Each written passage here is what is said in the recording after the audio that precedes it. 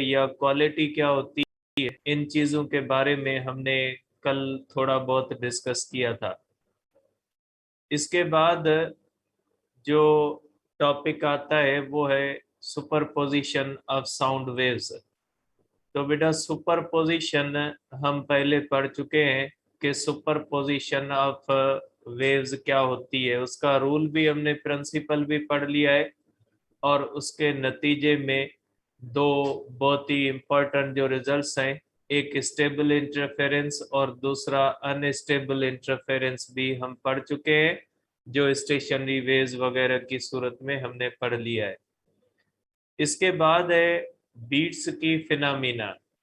तो बीट्स क्या होती है या बीट्स की फिनोमिना क्या होती है, ये थोड़ी बहुत आपके माइंड में रहनी चाहिए कि बीट्स क्या होती है या बीट्स का प्रोसेस क्या होता है। ठीक है, ये टॉपिक डायरेक्ट आपके पीएमसी के सिलेबस के अंदर नहीं है, लेकिन ये सब चीजें रिलेटेड है, तो आप इसको माइंड में रखिएगा। बीट्स, देखिए बीट्स का मकसद क्या होता है। देखिए बेटा, बीट्स का मकसद होता है periodic alteration in the intensity of sound. इसको आप अपनी लैंग्वेज में इस तरह से कह सकते हैं कि अगर कोई आवाज आप सुन रहे हो और वो आवाज बड़ी हो रही है, कम हो रही है, इस तरह से कि आवाज बढ़ रही है, कम हो रही है, बढ़ रही है, कम हो रही है, तो ऐसी फिनोमिना जिसमें आपको कोई आवाज इस तरह से सुनाई दे रही हो कि उसके अंदर झटके हो। फॉर एग्जांपल सिंधी के अंदर हम कहते हैं कि इसको पीरियाडिक अल्ट्रेशन कहते हैं इंग्लिश के अंदर, कि अगर ये इस तरह से आवाज आपको बड़ी सुनाई दे, फिर आपको कम सुनाई दे, फिर बड़ी सुनाई दे, फिर कम सुनाई दे, तो इस तरह से आवाज के अंदर, इसकी इंटेंसिटी के अंदर, इसकी लाउडनेस के अंदर जो इस तरह से चेंज आती है, इसको बीट्स कहा जाता है। आप इसको सिंपली कह सकते हैं कि आवाज झटकों के अंदर सुनाई दे रहा है। आपको आवाज सुनाई दिया, फिर नहीं सुनाई दिया, फिर सुनाई दिया,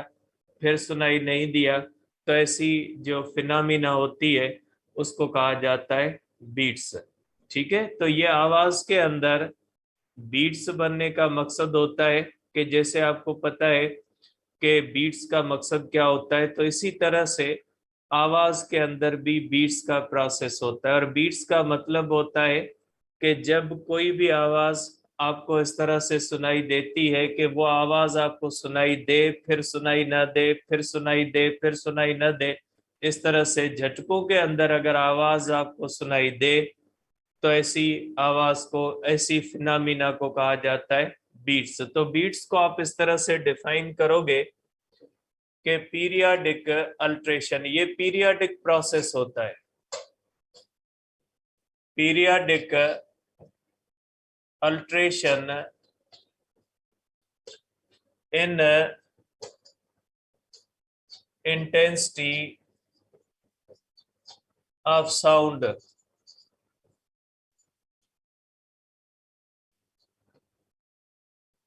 are called, is called, sorry, is called phenomena of beats। ठीक है, इस फिनोमिना को क्या कहा जाता है, बीट्स की फिनोमिना कहा जाता है। ठीक है, इसके अंदर पीरियडिक अल्ट्रेशन होती है। फॉर एग्जांपल, अगर मैं कोई आवाज सुन रहा हूं, 1 सेकंड के अंदर अगर एक बार आवाज सुनाई देती है और एक बार आवाज सुनाई नहीं देती, तो ये हर आधे सेकंड के अंदर प्रोसेस होगा। मीन्स आधा सेकंड मुझे आवाज सुनाई देगी, आधा सेकंड मुझे आवाज नहीं सुनाई देगी। तो ये पीरियडिक प्रोसेस होता है। अगर 1 सेकंड के अंदर एक बार आपको आवाज सुनाई दे रही है, एक बार आवाज सुनाई नहीं दे रही, तो आप कहोगे कि आधे सेकंड के अंदर आवाज है, आधे सेकंड के अंदर आवाज नहीं। दूसरे सेकंड के अंदर भी ऐसे होगा, दूसरे सेकंड के भी आधे सेकंड के अंदर आपको आवाज सुनाई देगी, आधे के अंदर नहीं सुनाई। मीन्स ये जो बड़ी आवाज और कम आवाज आपको सुनाई देगी, इसके दरमियान जो टाइम का इंटरवल होगा वो फिक्स होगा। ठीक है, हर फिक्स टाइम के बाद ये फिनोमिना अपने आप को रिपीट करती रहेगी, तो इसलिए हम इसको कहते हैं कि ये पीरियाडिक अल्ट्रेशन होती है। ठीक है, अगर 1 सेकंड के अंदर आपको 4 बार ये प्रोसेस सुनाई दे रहा है, 4 बार आपको आवाज सुनाई दे रहा है, 4 बार आपको आवाज सुनाई नहीं दे रहा, तो हम कहेंगे कि ये हर 1/4 ऑफ सेकंड के बाद ये प्रोसेस अपने आप को रिपीट कर रहा है।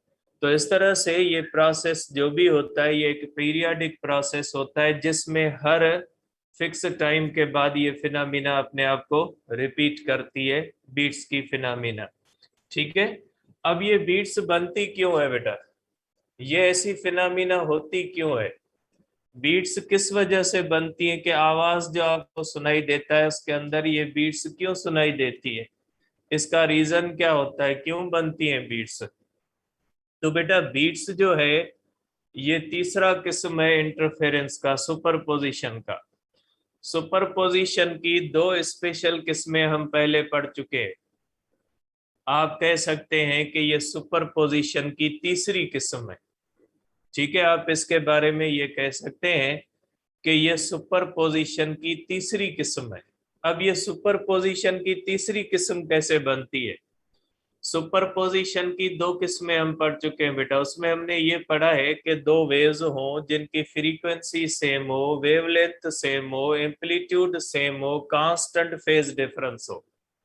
कि अगर 2 ऐसी वेव्स हैं जो एक ही डायरेक्शन में ट्रेवल करती है और वो मोनोक्रोमेटिक भी है और वो कोहेरेंट भी है, तो वो जब एक दूसरे से सुपरपोजिशन करेंगी तो वो स्टेबल इंटरफेरेंस पैदा करेंगी। स्टेबल इंटरफेरेंस के अंदर 2 एक जैसी वेव्स सेम डायरेक्शन में ट्रेवल करते हुए जब एक दूसरे के साथ सुपरपोजिशन करेंगी, जब एक दूसरे के साथ सुपरपोजिशन करेंगी, जो मोनोक्रोमेटिक भी हो, जो कोहेरेंट भी हो, तो वो हो जाएगा स्टेबल इंटरफेरेंस। दूसरा होता है अनस्टेबल इंटरफेरेंस, जिसके अंदर हमने ये पढ़ा कि 2 वेव्स इस तरह से हो जिनकी सेम फ्रीक्वेंसी हो, सेम वेवलेंथ हो, सेम एम्पलीट्यूड हो, अपोजिट डायरेक्शन में जब ट्रेवल करेंगी तो ऐसे इंटरफेरेंस को कहा जाएगा interference in time. Interference in time के अंदर क्या होता है कि 2 एक जैसी वेव्स जब अपोजिट डायरेक्शन में ट्रेवल करती है तो अपोजिट डायरेक्शन में ट्रेवल करते हुए वो जो स्टेशनरी वेव बनाती है उसको कहा जाता है कि ये इंटरफेरेंस जो है वो अनस्टेबल और स्टेशनरी वेव बनती है। अब ये तीसरी फिनोमिना है, ये भी इंटरफेरेंस की वजह से ही बीट्स बनती है। इसके अंदर क्या होता है कि अगर 2 वेव्स हो जिनकी फ्रीक्वेंसी के अंदर स्लाइट डिफरेंस हो, जैसे फॉर एग्जांपल उनकी फ्रीक्वेंसीज के दरमियान डिफरेंस 1 हो, 2 हो, 3 हो, 4 हो, 5 हो, 6 हो, 7 हो, तो अगर इस तरह से 2 ऐसी वेव्स हों जिनकी फ्रीक्वेंसीज के अंदर स्लाइट डिफरेंस हो, तो उनकी वजह से जब वो एक ही डायरेक्शन में जाएं, 2 वेव्स हों जिनकी फ्रीक्वेंसी के अंदर स्लाइट डिफरेंस हो और वो जब एक ही डायरेक्शन में जाएंगी तो वो एक दूसरे के साथ इंटरफेरेंस अनस्टेबल करेंगी और इस इंटरफेरेंस अनस्टेबल की वजह से बीट्स बनती है। ठीक है, तो ये बात भी याद रखिएगा कि अनस्टेबल इंटरफेरेंस सिर्फ अपोजिट डायरेक्शन की वजह से पैदा नहीं होता, अनस्टेबल इंटरफेरेंस तब भी पैदा होता है जब 2 ऐसी वेव्स जिनके दरमियान स्लाइट डिफरेंस ऑफ फ्रीक्वेंसी हो वो जब सेम डायरेक्शन में ट्रेवल करेंगी तो उनका इंटरफेरेंस भी इंटरफेरेंस इन टाइम होगा और वो जो रिजल्ट देंगी कभी कंस्ट्रक्टिव करेंगी कभी डिस्ट्रक्टिव करेंगी और नतीजा ये निकलेगा कि हमें जो आवाज सुनाई देगी कभी बड़ी आवाज सुनाई देगी कभी कम आवाज सुनाई देगी, जिस फिनोमिना को हम कहते हैं कि ये बीट्स है। सिंपली आप ये कह सकते हैं कि ये इंटरफेरेंस इन टाइम का ही एक प्रोसेस है। इंटरफेरेंस इन टाइम एक स्टेशनरी वेव्स के अंदर हम देख चुके हैं कि स्टेशनरी वेव्स के अंदर भी कंस्ट्रक्टिव होता है, डिस्ट्रक्टिव होता है, कंस्ट्रक्टिव होता है, डिस्ट्रक्टिव होता है। इस तरह से इंटरफेरेंस अपने आप को तब्दील करता रहता है। बिल्कुल इसी तरह से जब 2 ऐसी वेव्स जिनके दरमियान स्लाइट डिफरेंस ऑफ फ्रीक्वेंसी हो वो जब एक ही डायरेक्शन में ट्रेवल करेंगी तो उनका इंटरफेरेंस भी अनस्टेबल इंटरफेरेंस या इंटरफेरेंस इन टाइम होगा। Beats are produced due to superposition of two waves having a slight difference of frequency.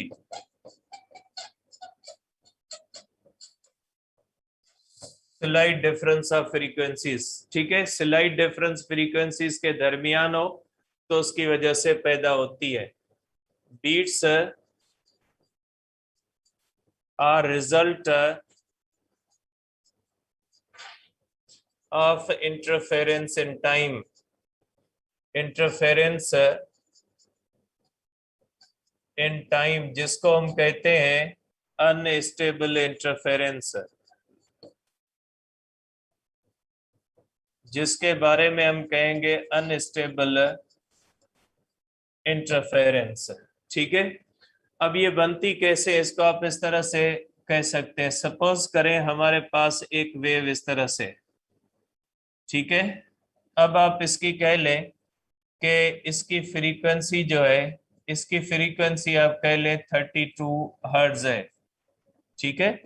और एक और वेव है जिसके बारे में आप कहोगे कि उसकी फ्रीक्वेंसी जो है इस तरह से, उसकी फ्रीक्वेंसी f2 है इज इक्वल टू 30 हर्ट्ज। दो वेव्स है, एक की फ्रीक्वेंसी 32 है और एक की फ्रीक्वेंसी 30 है, ठीक है। Having slight travelling in same direction कर दें बेटा, इसके अंदर थोड़ा जो है वो एडिशन कर दें, ट्रेवलिंग इन सेम डायरेक्शन, ये सेम डायरेक्शन में ट्रेवल करती है।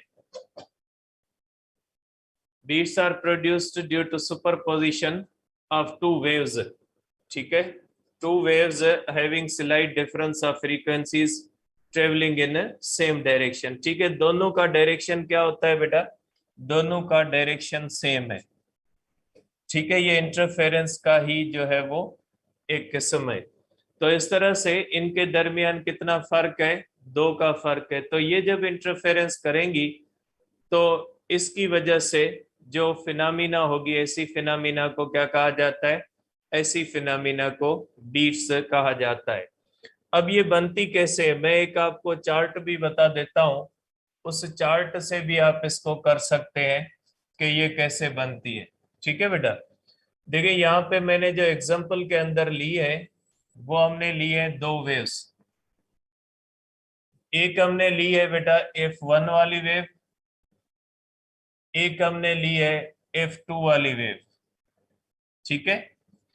एक की फ्रीक्वेंसी आप लिख लें कि एक की फ्रीक्वेंसी है 32 हर्ट्ज और दूसरी की फ्रीक्वेंसी है 30 हर्ट्ज, और ये इनकी रिजल्ट होगी, ठीक है, ये इनकी रिजल्ट है। अब अगर फर्क दो का है, इसके दरमियान फर्क दो का है, तो सेकंड के 4 हिस्से करोगे।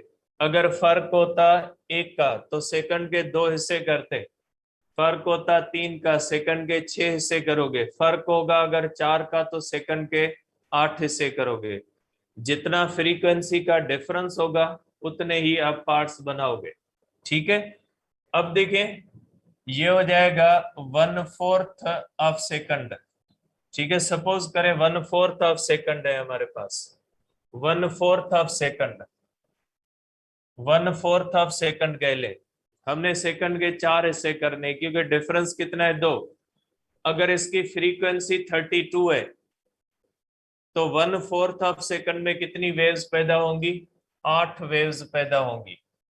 क्योंकि फ्रीक्वेंसी अगर 32 है, इसका मकसद है एक सेकंड के अंदर 32 वेव्स बनती है, तो 1/4 ऑफ सेकंड में कितनी बनेगी, 8 बनेगी।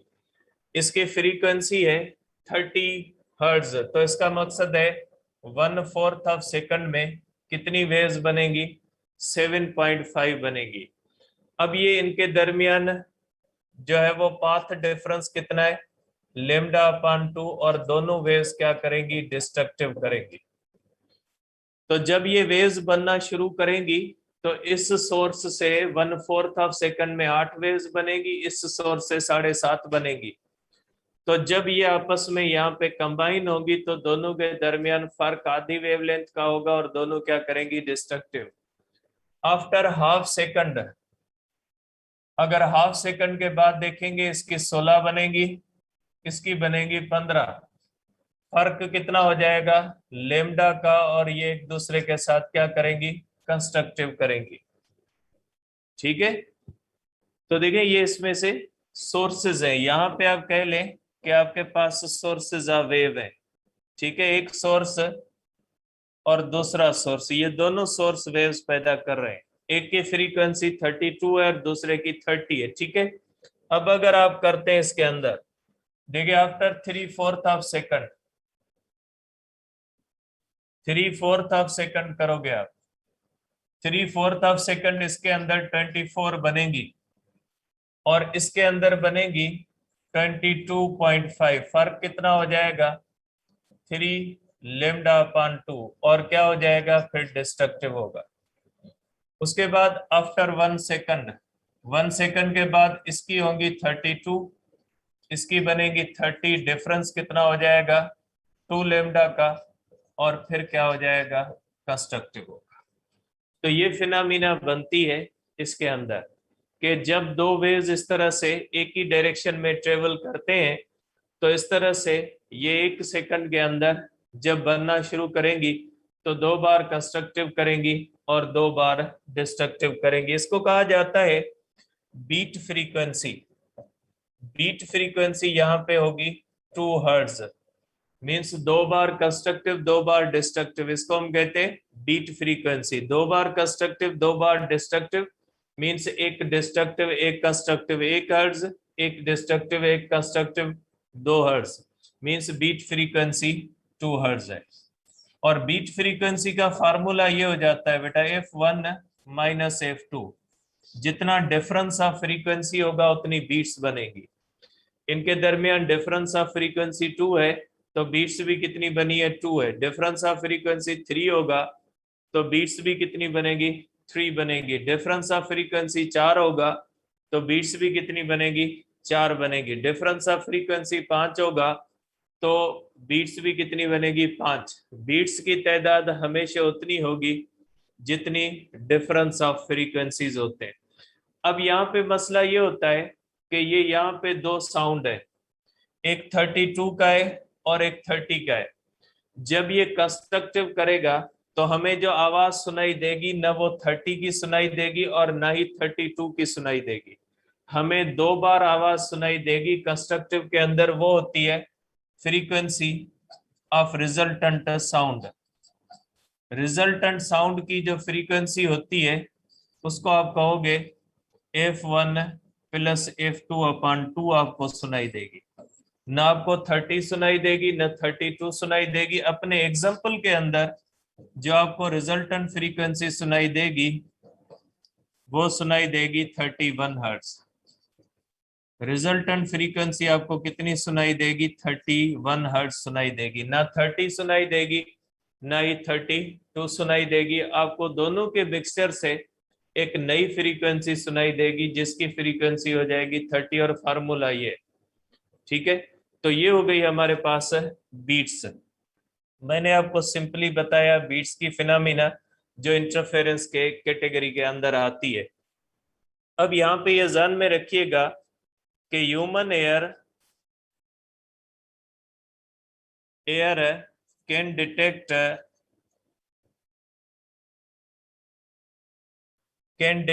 7 बीट्स पर सेकंड।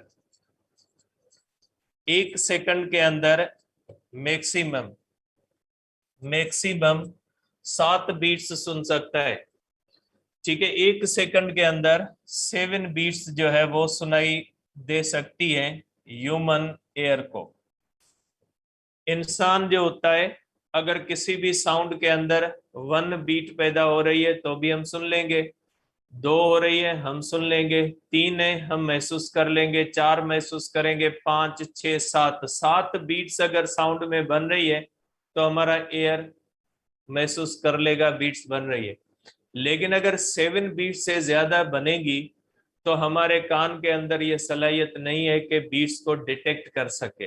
ठीक है, जैसे हर चीज की एक लिमिट होती है। जैसे फॉर एग्जांपल एसी करंट से जो बल्ब चलता है, जो लाइट आपके सामने अभी एसी करंट पे चल रही, वो 1 सेकंड के अंदर 50 to 60 टाइम्स ऑन होती है, ऑफ होती है, जलती है, बुझती है, लेकिन आपको महसूस नहीं होता।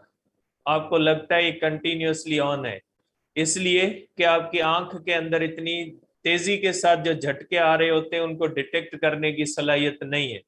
अगर यही आप लाइट आहिस्ता ऑन ऑफ करोगे तो आप महसूस कर लोगे, लेकिन जब ये इतनी तेजी के साथ हो रही है तो आपकी आंख के अंदर ये सलाहियत नहीं। इसी तरह से जब हमारे कान के ऊपर आवाज पड़ती है तो उस आवाज के अंदर अगर झटके सिलोली सिलोली है तो हमारा कान डिटेक्ट कर लेगा कि भाई आवाज में झटके हैं। लेकिन अगर बहुत तेजी के साथ आ रहे हैं तो हमारा कान महसूस नहीं करेगा, वो समझेगा कि ये आवाज कंटिन्यूअस है। तो बीट्स होती ही आवाज के अंदर झटके हैं। तो अगर 1 सेकंड के अंदर 7 झटके आ रहे हैं या 6 आ रहे हैं या 5 आ रहे हैं, 4 आ रहे हैं, 3, 2, 1, अब तो 7 अगर आ रहे हैं तो हमारा कान उसको डिटेक्ट कर सकता है। उससे ज्यादा आएंगी तो हमारा कान उसको डिटेक्ट नहीं कर पाएगा। ठीक है, तो ये हो गई हमारे पास फिनोमिना बीट्स। अब बीट्स को कहाँ पे यूज किया जाता है, इसके यूजेस लिखे हुए हैं एसटीबी के अंदर। ठीक है, 2-3 यूजेस होते हैं। ठीक है, ये थोड़ा पढ़ लीजिएगा कि इसके यूजेस लिखे हुए हैं कि इसको अननोन फ्रीक्वेंसी को नॉन फ्रीक्वेंसी में, फॉर एग्जांपल एक अननोन साउंड आ रही है, उसको अगर हमें नोन करना है, हमें ये जांचना है कि इसकी फ्रीक्वेंसी कितनी है, तो बीट्स की फिनोमिना इस्तेमाल की जाती है। एक इंस्ट्रूमेंट बनता है, म्यूजिकल इंस्ट्रूमेंट, उसकी फ्रीक्वेंसी कितनी रखनी है, तो उसको भी बीट्स की फिनोमिना से रखा जाता है। तो बीट्स को मुख्तलिफ कामों के अंदर इस्तेमाल किया जाता है। ठीक है, तो इसको माइंड में रखिएगा बेटा। ठीक है, अब आ जाते हैं बेटा हम आगे।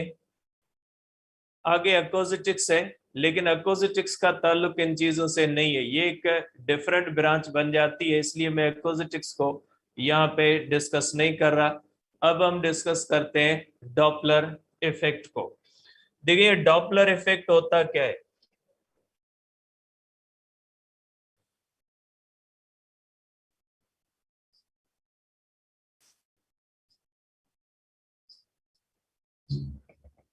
देखिए डॉपलर इफेक्ट क्या होता है या डॉपलर इफेक्ट किसको कहा जाता है बेटा। देखिए बेटा, कल मैंने कैरेक्टरिस्टिक्स ऑफ साउंड आपको बताए थे और उसके अंदर हमने एक चीज डिस्कस की थी, पिच। और पिच के अंदर हमने ये डिस्कस किया था कि साउंड के अंदर जो साउंड श्रिल होता है या ग्रेव होता है, तो ऐसी प्रॉपर्टी को कहा जाता है पिच। पिच का मकसद है साउंड का श्रिल होना या साउंड का ग्रेव होने की जो प्रॉपर्टी होती है, जिस प्रॉपर्टी की वजह से आवाज श्रिल बनती है या ग्रेव बनती है, तो ऐसी जो आवाज की प्रॉपर्टी होती है उसको पिच कहा जाता है। पिच का ताल्लुक फ्रीक्वेंसी के साथ होता है। अगर किसी भी साउंड की फ्रीक्वेंसी ज्यादा होगी तो उसकी पिच ज्यादा होगी, अगर फ्रीक्वेंसी कम होगी तो उसकी पिच कम होगी। ठीक है, तो ये आप ध्यान में रखिएगा कि पिच एक ऐसी प्रॉपर्टी होती है साउंड के अंदर जिस प्रॉपर्टी से साउंड जो होता है वो श्रिल या ग्रेव बनता है। अगर पिच ज्यादा है तो साउंड श्रिल है। स्पैरो होती है चिड़िया, इसकी पिच बहुत ज्यादा होती है, इसलिए इसका साउंड आप देखें कितना श्रिल होता है। ठीक है, जिस चीज का साउंड श्रिल होगा उसकी पिच और फ्रीक्वेंसी ज्यादा होगी, जिस चीज का साउंड ग्रेव होगा उसकी पिच और फ्रीक्वेंसी कम होगी। और पिच या फ्रीक्वेंसी, पिच का डायरेक्ट ताल्लुक किसके साथ होता है, फ्रीक्वेंसी के साथ होता है पिच का डायरेक्ट ताल्लुक। अब डॉपलर एक साइंटिस्ट था जिसने एक बात नोट की कि अगर सोर्स ऑफ साउंड या लिसनर, सोर्स ऑफ साउंड का मकसद होता है वो चीज जो साउंड पैदा करे, और लिसनर का मकसद होता है वो चीज जो साउंड लिसन करे। जैसे फॉर एग्जांपल मैं अभी बात कर रहा हूं तो मैं सोर्स ऑफ साउंड हूं और आप लोग लिसनर हो। कोई एम्बुलेंस है, कोई मोबाइल वैन है, पुलिस की मुख्तलिफ गाड़ियां हैं, उनके अंदर हॉर्न होते हैं, सायरन होते हैं। जब वो इस तरह से सायरन के साथ या हॉर्न के साथ इस तरह से मूव कर रही होती है तो वो सोर्स ऑफ साउंड होते हैं।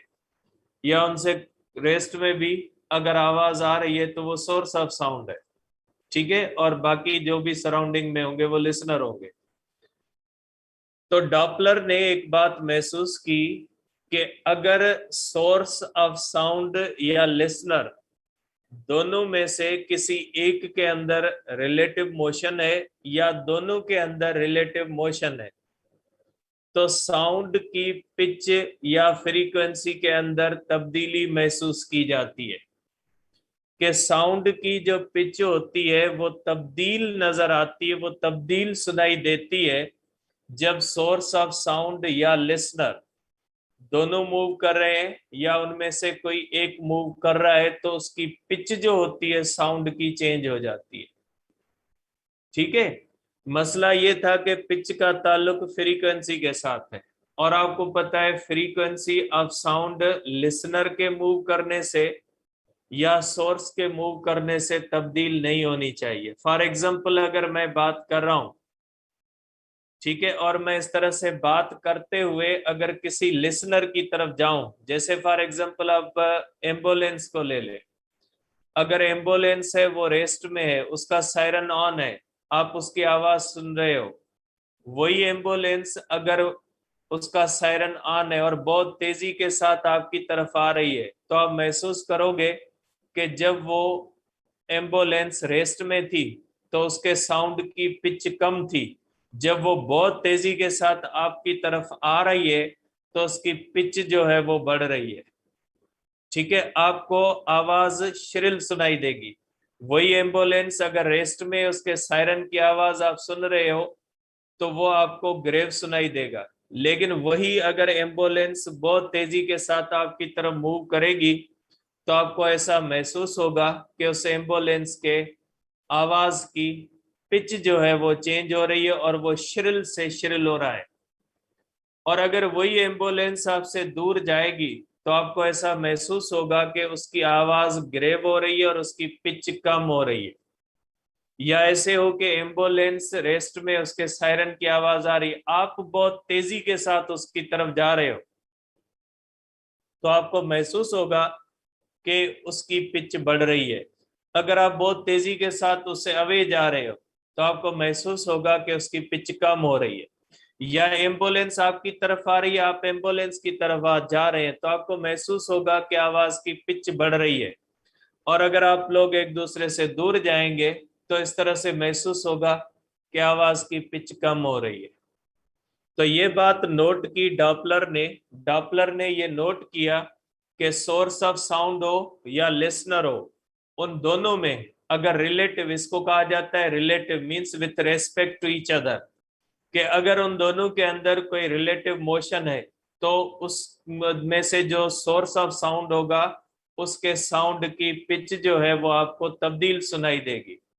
तो ये सोर्स ऑफ साउंड या लिसनर की रिलेटिव मोशन की वजह से जो पिच के अंदर तब्दीली आती है, जिसकी जिसकी वजह से जो पिच जो होती है वो तब्दील होती है। तो ये इस तरह से सोर्स ऑफ साउंड या लिसनर की मोशन की वजह से जो पिच के अंदर तब्दीली आती है इसको कहा जाता है डॉपलर इफेक्ट। इसके अंदर डॉपलर इफेक्ट के अंदर हम पढ़ेंगे कि जब सोर्स ऑफ साउंड या लिसनर मूव करते हैं तो पिच के अंदर तब्दीली क्यों आती है, क्योंकि हमने इससे पहले पढ़ा है कि पिच का ताल्लुक फ्रीक्वेंसी के साथ है, और हम ये भी पढ़ के आए हैं कि फ्रीक्वेंसी एक ऐसा फैक्टर है जो इस तरह से चेंज नहीं होती। तो इसका मकसद है सोर्स ऑफ साउंड या लिसनर के मूव करने से साउंड की एक्चुअल फ्रीक्वेंसी तो चेंज नहीं होनी है। अगर एक्चुअल फ्रीक्वेंसी चेंज नहीं होनी है तो फिर पिच क्यों चेंज होती है, पिच के चेंज होने का रीजन क्या है, इसको हम पढ़ेंगे डॉपलर इफेक्ट के अंदर।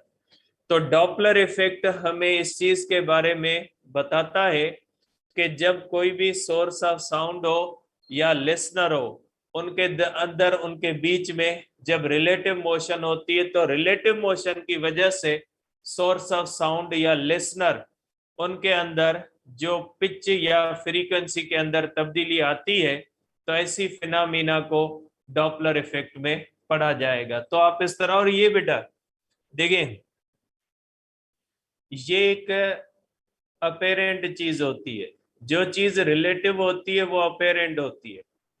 अपेरेंट का मकसद है कि वो किसी और फैक्टर की वजह से सुनाई तो देती है, महसूस तो होती है, लेकिन एक्चुअली वो चीज होती नहीं है। जैसे सोर्स ऑफ साउंड या लिसनर जब मूव करेंगे तो इसका मतलब ये नहीं है कि सोर्स ऑफ साउंड और लिसनर इनकी फ्रीक्वेंसी चेंज होगी, फ्रीक्वेंसी चेंज नहीं होगी, लेकिन इसकी मोशन की वजह से एक रिलेटिव इफेक्ट होगा और आपको लगेगा, अपेरेंटली आपको महसूस होगा कि उसकी फ्रीक्वेंसी चेंज हो गई, लेकिन एक्चुअली वो चेंज नहीं होती। जो उसकी फ्रीक्वेंसी रियल होती है वही रहती है, लेकिन हमें मोशन की वजह से सुनाई ऐसे देता है कि उसकी फ्रीक्वेंसी चेंज हो गई, इसलिए इसको कहा जाता है अपेरेंट चेंज। रिलेटिव जो चीज होती है वो अपेरेंटली होती है। ठीक है, जैसे मास के बारे में हम पढ़ते हैं मॉडर्न फिजिक्स के अंदर के मास रिलेटिव है। अगर किसी भी बॉडी का मास 1 किलोग्राम रेस्ट में जब वो मूव करेगी तो आपको उसका मास बढ़ा हुआ महसूस होगा। तो कोई actual mass quantity of matter नहीं बढ़ता, लेकिन उसकी इनर्शिया बढ़ जाती है। ठीक है, और इनर्शिया एनर्जी की वजह से बढ़ती है, जो हमने डिस्कस किया था। तो इसी तरह से जब सोर्स और साउंड मूव करते हैं तो आपको अपेरेंटली ऐसा महसूस होता है कि उस साउंड की पिच जो है वो तब्दील हो गई है, लेकिन ऐसा नहीं है कि एक्चुअली उसकी फ्रीक्वेंसी चेंज हो गई है। उसकी पिच के अंदर जो चेंज आती है वो मुख्तलिफ फैक्टर्स की वजह से होती है, जिसको डिस्कस करेंगे। तो आप कहोगे कि apparent change in pitch of sound due to relative motion.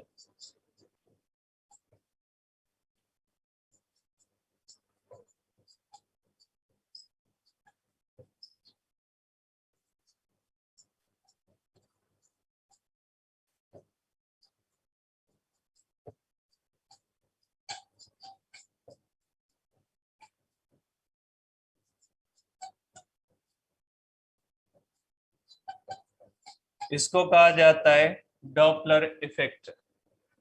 ठीक है, ये अपेरेंट होती है, कोई रियल नहीं होती। ठीक है, अब इसके बाद इसके मुख्तलिफ केसेस हैं। ठीक है, पहला केस हम पहले डिस्कस करते हैं, केस 1 को।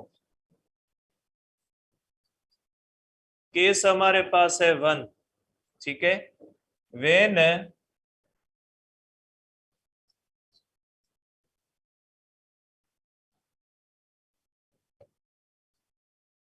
listener is in motion and source is at rest। अगर सोर्स ऑफ साउंड रेस्ट में, लिसनर मूव कर रहे हैं, फॉर एग्जांपल एक एम्बुलेंस है, उसका सायरन ऑन है, उसकी आवाज मेरी तरफ आ रही है। अब केस ये कि अगर मैं उसकी तरफ जाऊं या मैं उससे दूर जाऊं, तो ये केस है। Ambulance source of sound rest में है, लिसनर जो मैं वो मूव कर रहा हूं। अब इसके भी दो जो होते हैं वो ऐसे होते हैं। एक हिस्सा ये होता है कि when listener is moving towards stationary source। अगर सोर्स स्टेशनरी है और लिसनर जो है वो उसकी तरफ मूव कर रहा है। ठीक है बेटा, तो इसके अंदर क्या होगा, देखिए इसको आप इस तरह से बना सकते हैं। सपोज करें दोनों रेस्ट में है, if both are in rest. Suppose करें, पहले हम ये केस करते हैं कि दोनों रेस्ट में है, एक हमारे पास सोर्स है और दूसरा लिसनर है। सपोज करें ये हमारे पास है लिसनर, ठीक है। लिसनर जो है इसकी वेलोसिटी को हम कहेंगे वी नॉट, जीरो है। लिसनर की वेलोसिटी जीरो, लिसनर रेस्ट में।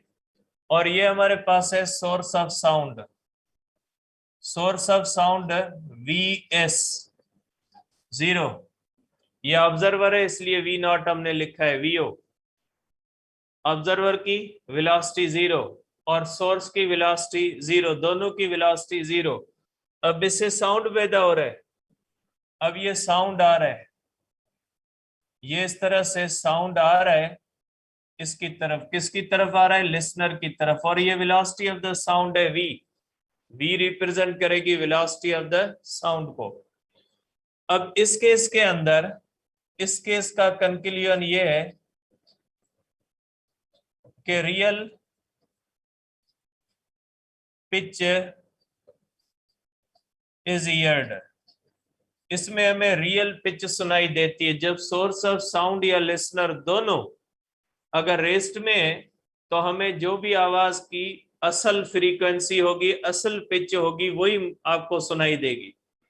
मोबाइल या जो मोबाइल वैन होती है पुलिस की, उसके अंदर सायरन लगा होता है, या एम्बुलेंस है उसका सायरन है, वो भी रेस्ट में और हम भी रेस्ट में है। तो अगर रेस्ट में, हम भी रेस्ट में लिसनर और सोर्स भी लिसनर, उस वक्त उसकी आवाज की जो फ्रीक्वेंसी या पिच हमें सुनाई देगी वो रियल होगी। रियल पिच या रियल फ्रीक्वेंसी तब ऑब्जर्व की जाती है जब सोर्स और लिसनर दोनों रेस्ट में हो या दोनों यूनिफॉर्म वेलोसिटी से मूव कर रहे हो और relative with each other rest में हो। ठीक है, बहरहाल आप रेस्ट का कंसीडर करें। अब इसके अंदर जो आपको फ्रीक्वेंसी सुनाई देगी, तो ये जो फ्रीक्वेंसी सुनाई देगी F is equal to V upon lambda आपको सुनाई देगी। ठीक है, इसको हम कहते हैं कि ये जो फ्रीक्वेंसी आपको सुनाई देगी, ये कौन सी फ्रीक्वेंसी सुनाई देगी, ये v upon lambda. v means velocity of the sound, lambda means wavelength of the sound, और रियल फ्रीक्वेंसी सुनाई देगी। अब आ जाए अब दूसरे केस के ऊपर कि सपोज करें इफ, अब ये केस लिसनर इज मूविंग। अब अगर लिसनर मूव कर रहा है तो देखिए क्या होता है उसके अंदर। अगर लिसनर मूव कर रहा है तो ये केस होता है बेटा, देखिए ये सोर्स है, सोर्स से इसे आवाज निकलती है, इस तरह से आ रही है, और ये आपके पास है लिसनर,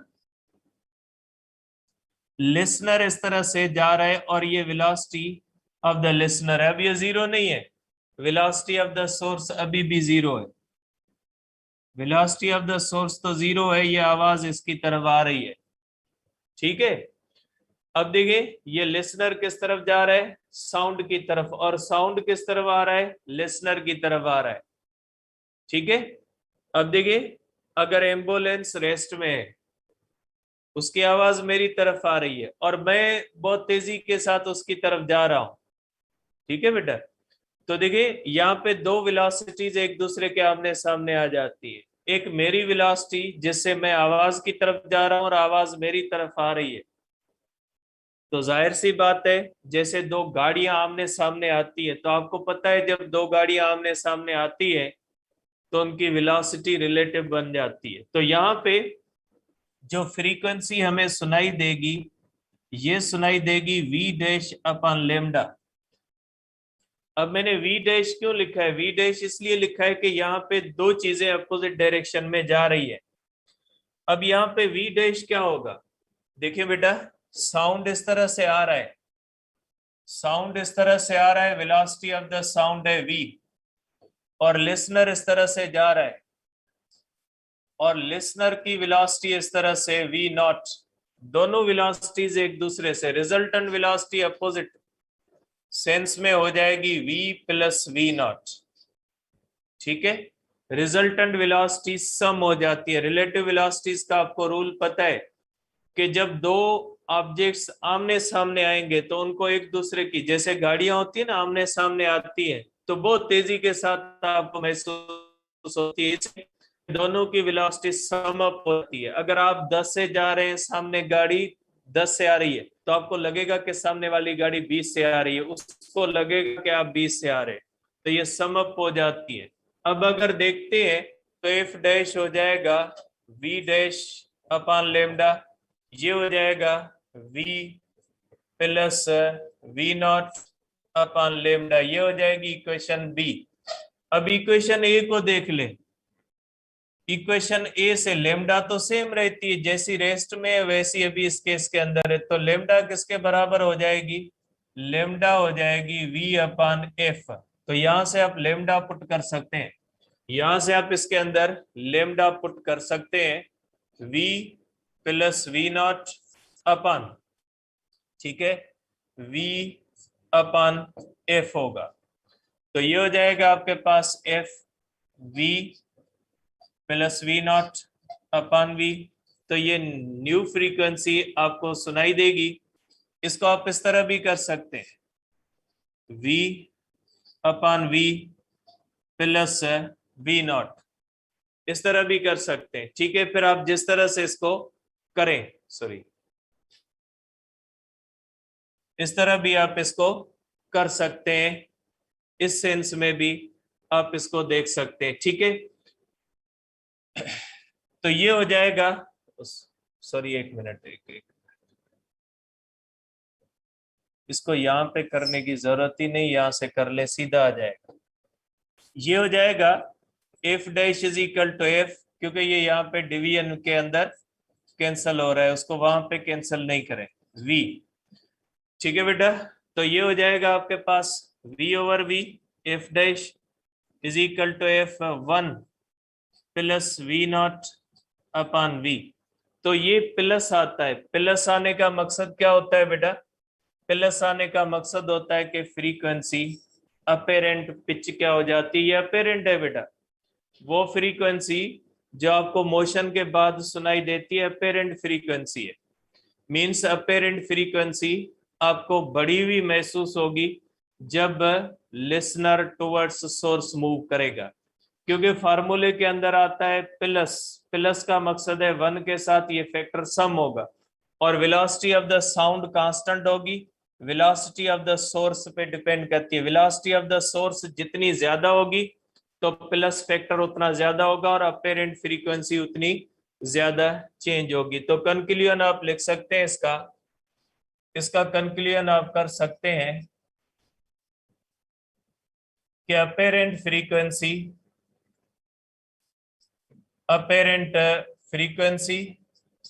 और पिच increases and depends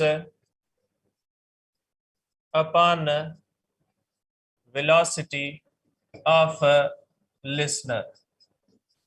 ठीक है, वेलोसिटी ऑफ द लिसनर पे डिपेंड करती है, वेलोसिटी ऑफ लिसनर जितनी ज्यादा होगी उतनी अपेरेंट फ्रीक्वेंसी आपको ज्यादा सुनाई देगी और साउंड अपीयर्स श्रिल, साउंड जो होता है वो श्रिल सुनाई देता है। तो इसका मतलब ये हुआ कि देखिए, जब आप सोर्स रेस्ट में है और लिसनर्स की तरफ जाता है तो एक्चुअली जो फ्रीक्वेंसी या पिच होगी वो आपको बढ़ी हुई महसूस होगी, और उसके बढ़ने का रीजन क्या है, रिलेटिव वेलोसिटी। बढ़ने का रीजन ये वेलोसिटी है कि जब दो वेलोसिटीज एक दूसरे के आमने सामने होती है तो रिजल्टेंट वेलोसिटी बढ़ जाती है, रिजल्टेंट वेलोसिटी के बढ़ने से पिच पे क्या आ जाता है, फर्क आ जाता है।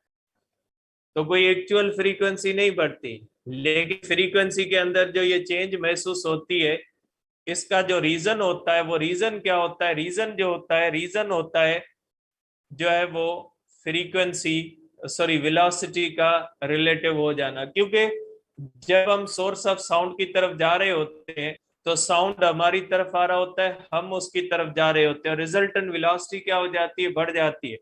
रिजल्टेंट वेलोसिटी के बढ़ जाने की वजह से क्या होता है कि हमें अपेरेंटली जो है वो ऐसा महसूस होता है कि पिच बढ़ जाती है। ठीक है, और ये आप इसको कर सकते हैं के अंदर कि चेंज इन फ्रीक्वेंसी कितनी आती है। चेंज इन फ्रीक्वेंसी का फार्मूला आप कर सकते हैं। देखिए ये आपके पास है F dash is equal to F one V not upon V, तो ये हो जाएगा आपके पास F plus F V not upon V. आप इसको इस तरफ ले आए, F dash minus F F V not upon V, ये हो जाएगा change in frequency. Change in frequency is equal to if we not upon V, ये पॉजिटिव है। पॉजिटिव का मकसद क्या होता है कि पिच इंक्रीज होती है। डेल्टा एफ पॉजिटिव है, means therefore pitch increases. Change in frequency positive है, चेंज इन फ्रीक्वेंसी पॉजिटिव होने का मकसद है कि रिजल्टेंट पिच जो होगी इंक्रीज होगी, क्योंकि आपको पता है चेंज पॉजिटिव उस सूरत में होती है जब F1 कम होगी, F2 क्या हो जाएगी, ज्यादा होगी। तो ये चेंज इन फ्रीक्वेंसी का फार्मूला है। ठीक है, अब आ जाते हैं इस केस का दूसरा हिस्सा बी। इसका सेकंड पार्ट है बी। सेकंड पार्ट के अंदर ये होता है कि when listener is moving away from source, अगर लिसनर सोर्स से अवे मूव कर रहे हैं, ठीक है बेटा, इस तरह से ये केस होगा कि अगर हमारे पास लिसनर है, लिसनर इस तरफ जा रहा है और ये सोर्स ऑफ साउंड है, वेलोसिटी ऑफ द सोर्स 0, ये साउंड इस तरह से आ रहा है, वेलोसिटी ऑफ द साउंड है। अब देखिए लिसनर इस तरह जा रहा है, साउंड इस तरह, दोनों की वेलोसिटी क्या हो जाती है, सेम हो जाती है। जैसे एक गाड़ी आगे जा रही है और आप पीछे से उसको ओवरटेक करते हो तो आपको महसूस होता है कि साइड वाली गाड़ी आहिस्ता जा रही है। ठीक है, इसलिए कि जब दो वेलोसिटीज सेम डायरेक्शन में हो जाती है तो रिजल्टेंट वेलोसिटी माइनस हो जाती है। तो इसके अंदर ये हो जाएगा F dash is equal to V dash upon lambda, जबकि वी डैश हो जाएगा V minus V not upon lambda, V minus V not V upon frequency, ये हो जाएगा। क्योंकि ये जब अब सेम डायरेक्शन में जाती है तो रिजल्टेंट वेलोसिटी क्या होगी, v माइनस वी नॉट होगा। आप इसको ऑब्जर्व कर सकते हैं, जब एक गाड़ी आगे जा रही है, फॉर एग्जांपल वो 10 से जा रही है, आप उसको पीछे से आते हैं 15 से, उसको ओवरटेक करते हैं, आपको महसूस होगा कि वो गाड़ी 5 से स्लो हो रही है। तो जब डायरेक्शन सेम होगा वेलोसिटीज का तो रिजल्टेंट वेलोसिटी आपको कम नजर आएगी। तो यहां से आप कर सकते हैं v minus V not upon V, F dash हो जाएगा F v upon V, V not upon V, F होगा 1 minus V not upon V, या चेंज इन फ्रीक्वेंसी अगर आप निकालोगे तो निगेटिव हो जाएगी। चेंज इन फ्रीक्वेंसी का निगेटिव होना इस बात को बताता है कि अपेरेंट फ्रीक्वेंसी क्या होती है, कम होती है। इसका कंक्लूजन हो जाएगा कि अपेरेंट फ्रीक्वेंसी और pitch decreases and sound appears grave. Sound जो होता है वो ग्रेव अपीयर होता है। और चेंज इन फ्रीक्वेंसी जो होती है, चेंज इन फ्रीक्वेंसी निगेटिव है। इसका मकसद है कि पिच डिक्रीज होगी। इसके अंदर पिच क्योंकि चेंज फ्रीक्वेंसी निगेटिव आ जाता है। ठीक है, तो ये हुए हमारे पास डॉपलर इफेक्ट के दो केसेस। एक केस उसके दो हिस्से। इसके अंदर हमने ये देखा कि सोर्स ऑफ साउंड अगर रेस्ट में है और लिसनर मूव कर रहा है, टुवर्ड्स मूव करेगा तो बढ़ेगी, अवे मूव करेगा कम होगी। ठीक है, अब कल डिस्कस करेंगे। एक केस रहता है और शॉक वेव्स हैं या यूजेस ऑफ डॉपलर इफेक्ट है, अभी थोड़ा बहुत रहता है। आज कंप्लीट नहीं होगा तो कल इंशाल्लाह इसको कंप्लीट कर लेंगे। और जीटी का पीडीएफ आपको भेजते हैं, थोड़ा सब्र करें, भेजते हैं अभी आपको, भेजते हैं थोड़ी देर के अंदर जो भी जीटी का पीडीएफ है। ठीक है, इंशाल्लाह भेजते हैं आपको।